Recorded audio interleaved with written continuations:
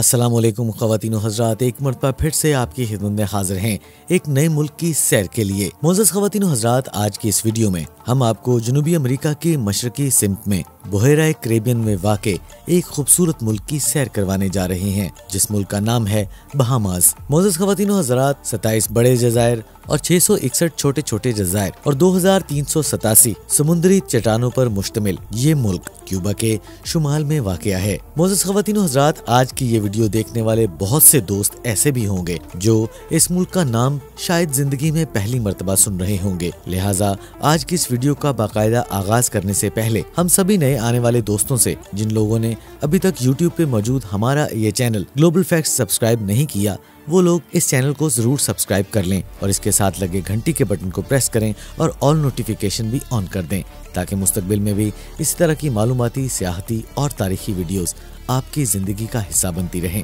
और आप बहुत सी मालूमात से मुस्तफीद भी होते रहें।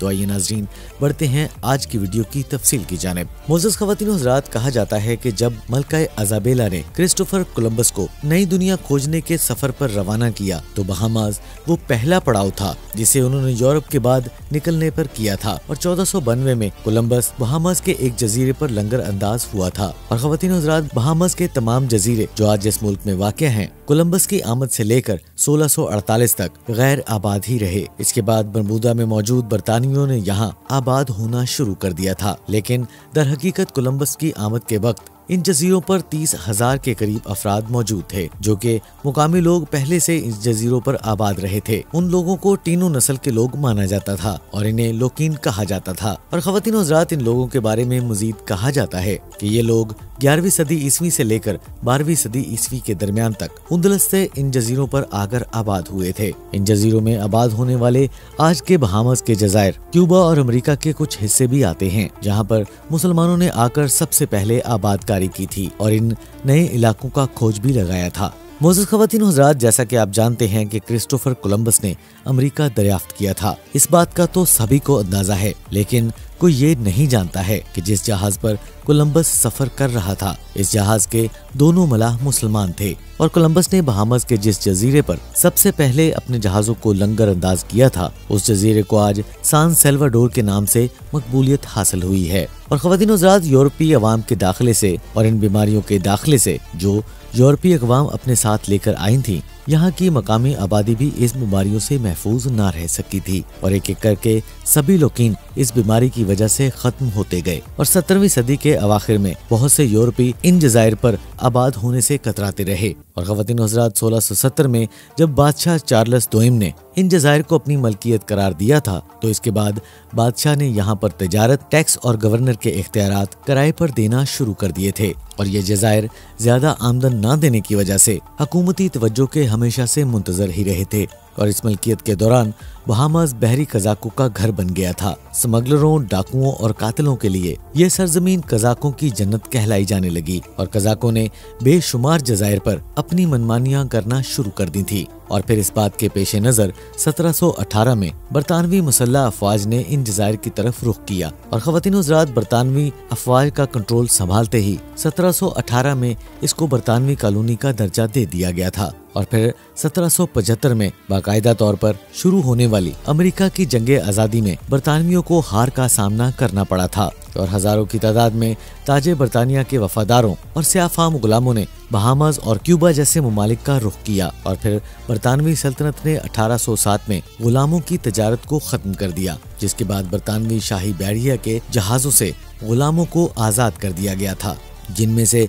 कई गुलाम बहामास में ही आबाद हो गए थे। और फिर 1834 में गुलामी को यकसर तौर पर खत्म कर दिया गया और इन्हीं आज़ाद करदा गुलामों की अगली नस्ल बहामास में आकर बसने लगी। और ख़वातीन व हज़रात, अमेरिका में बरतानिया के कमोबेश 7300 अफराद ने अपने गुलामों के साथ बहामास में हिजरत की थी और फिर इन्हीं अफराद के यहाँ पर दाखिले के बाद मुख्तलिफ जजीरों पर काश्तकारी भी होने लगी। यहाँ की ज्यादा आबादी स्याफाम अमरीकियों पर मुश्तमिल थी और ख़वातीन व हज़रात, ममलकत बरतानिया का हिस्सा होने की वजह से यहाँ पर तालीम का निज़ाम तो फराहम कर दिया गया, मगर तालीम को यूरोपीय अक़वाम की पहुँच तक ही रखा गया। और फिर एक सदी गुजरने के बाद यूरोपियों और अफ्रीकियों से ऐसे नौजवानों ने जन्म लिया जो दिल में आज़ादी की तड़प लेकर पैदा हुए थे। और फिर इसी तरह 20वीं सदी में बहामास में तरक्की होने लगी और फिर दूसरी जंग अजीम के बाद सियासी तरक्की ने अपना रंग दिखाना शुरू कर दिया और ख़वातीन हज़रात 50 की दहाई के शुरू में ही यहाँ पर सियासी जमातें बनना शुरू हो गई थीं और यहाँ की जमातों और सियासी कायदीन के दबाव की वजह से बरतानिया ने बहामास को मुकम्मल तौर पर खुद मुख्तियारी सौंप दी थी। और फिर 10 जुलाई 1973 के रोज बहामास को हुकूमत बरतानिया से मुकम्मल आज़ादी तो नसीब हो गई, ताहम दौलत मुश्तरका और इक़वाम दौलत मुश्तरका की रुकनीत को बरकरार रखा गया। ख़वातीन हज़रात, बहामास दौलत मुश्तरका के उन 16 ममालिक में से एक है जिन्होंने मलका बरतानिया एलिज़ाबेथ दोयम को अपनी मलका का दर्जा दिया हुआ है और मलका का दर्जा रियासती सरबराह का माना जाता है और मलका की तरफ से एक गवर्नर जनरल इसकी निगरानी करता है।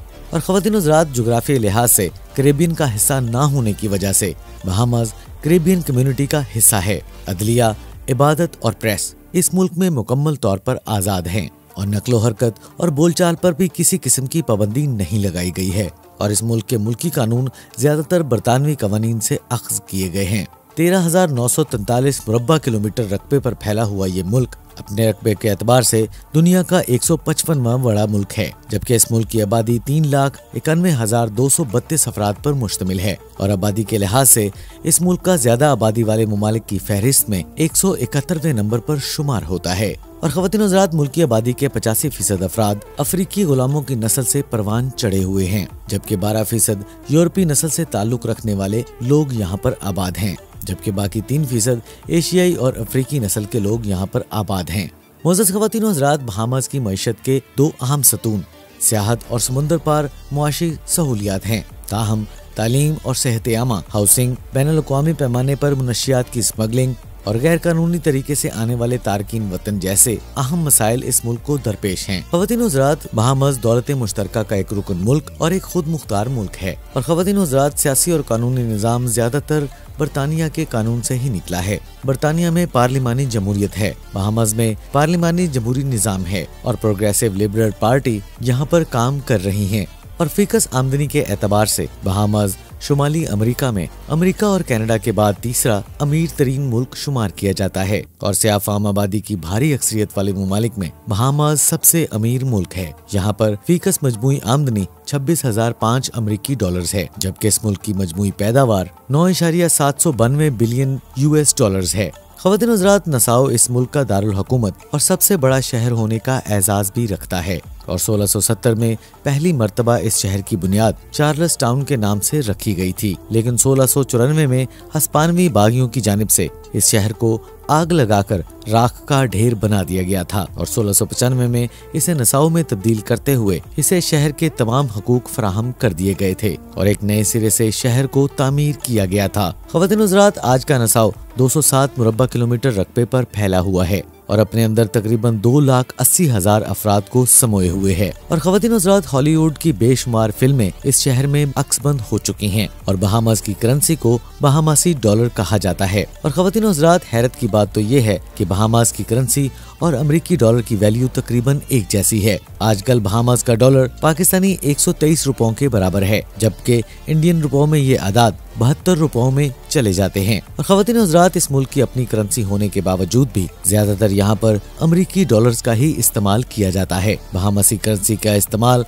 बहामास के अलावा जज़ायर, कैकस और तुर्किया में भी किया जाता है। इन ममालिक की अपनी करेंसी ना होने और बहामास के नजदीक तरीन होने की वजह से यहाँ पर बहामासी डॉलर और अमेरिकी डॉलर का इस्तेमाल किया जाता है। मोअज़्ज़ज़ ख़वातीन हज़रात, कैरेबियन में वाक़े वो तमाम ममालिक जिनसे मिलकर वेस्ट इंडीज बना हुआ है, सबके सब ममालिक बहामास से काफी गरीब हैं। ख़वातीन हज़रात, बहामास की अमीरी का राज यहाँ पर सियाहत के शोबे को फरोग देना है और यहाँ पर मुल्की मईशत का 60% से जायद सियाहत से हासिल किया जाता है और निस्फ से ज्यादा मुलाजिम सियाहत के शोबे से वाबस्ता हैं और सियाहत के शोबे के बाद यहाँ की सनत दूसरी बड़ी मईशत है जो इस मुल्क की पैदावार का 15% है और इस मुल्क की मईशत का 22% इन्हिसार टैक्सेस पर होता है। टैक्सों का एक बड़ा हिस्सा दरामदाती महसूल, लाइसेंस फीस, जायदाद और सरकारी टिकटों से हासिल करता है। ताहम इस मुल्क में किसी किस्म का इनकम टैक्स, कारपोरेट टैक्स या वैल्यू एडेड टैक्स नहीं लगाया गया है। और ख़वातीन हज़रात, इस मुल्क का मौसम ज्यादातर मोतदिल रहता है और गर्मियों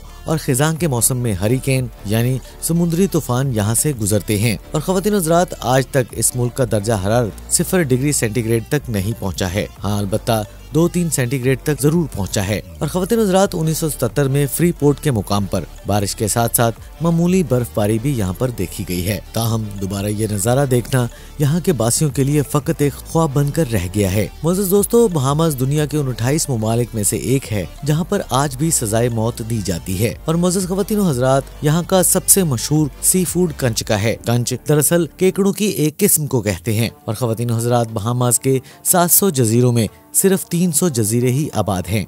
बाकी काफी सारे जजीरे आबादकारी के तो काबिल हैं, मगर जिंदगी की बुनियादी सहूलियत न मिलने की वजह से लोग वहाँ पर मुस्तकिल रिहाइश इख्तियार नहीं करते हैं। ग्लोबल फैक्ट के मोअज़्ज़िज़ ख़वातीन हज़रात, ये तो थी हमारी आज की वीडियो, जिसमें हमने आपको बहामास के बारे में बहुत सी अहम मालूमात फराहम की। वक्त की कमी होने की वजह से हम बहामास के बारे में मजीद मालूमात आपको इस वीडियो में नहीं दे सकते। इंशाल्लाह फिर कभी किसी वीडियो में बाकी डिटेल आपके सामने जरूर शेयर करेंगे। मोअज़्ज़िज़ ख़वातीन हज़रात, अगर आपको ये वीडियो पसंद आए तो हमारे इस चैनल ग्लोबल फैक्ट्स को सब्सक्राइब जरूर कीजिएगा और इसके साथ साथ घंटी के बटन को प्रेस करें और ऑल नोटिफिकेशन भी ऑन कर दें, ताकि मुस्तकबिल में भी इसी तरह की मालूमाती, सियाहती और तारीखी वीडियोस आपको बर वक्त और हर वक्त मिलती रहें। ख़वातीन हज़रात, आज की वीडियो में बस इतना ही। इंशाल्लाह अगली वीडियो में दोबारा से मुलाकात होगी। तब तक के लिए अपने अजीज़ व क़ारिब और अपने वालिदैन का बहुत सा ख्याल रखिएगा। अल्लाह निगहबान।